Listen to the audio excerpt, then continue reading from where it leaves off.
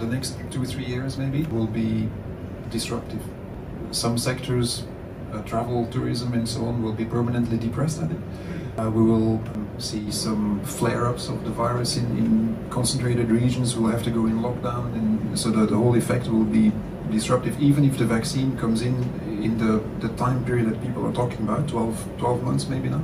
We will still have the problem of making enough doses of it so that we can distribute it. So that won't be a silver bullet that will fix everything overnight.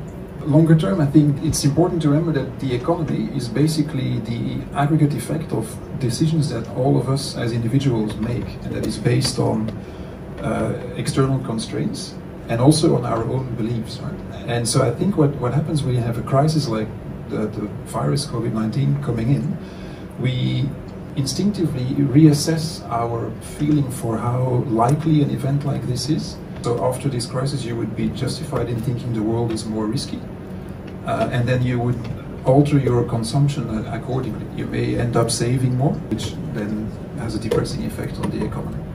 And so there will inevitably be a new normal in that sense. We have to think of the nature of the state. What is the state going to be like from now on? The COVID-19 and the MCO all over the world made the state much more relevant than it had been since the 1980s. Economically, well, there is a regionalizing of globalization. Market proximity approach is going to become more important for all MNCs, I think. But there is a fear all over the world of us becoming too parochial, too nationalistic, too introverted. So I think we should work towards a regionalizing of nationalism. In terms of economy, I think we are at the end of model. For the last 50 years, Malaysia was exporting to the US, or with US as the final destination of export. Europe to a lesser extent, but mainly exporting to the US.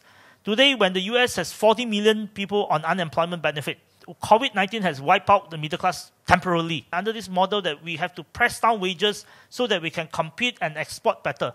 But if there is no more export market, what do we do?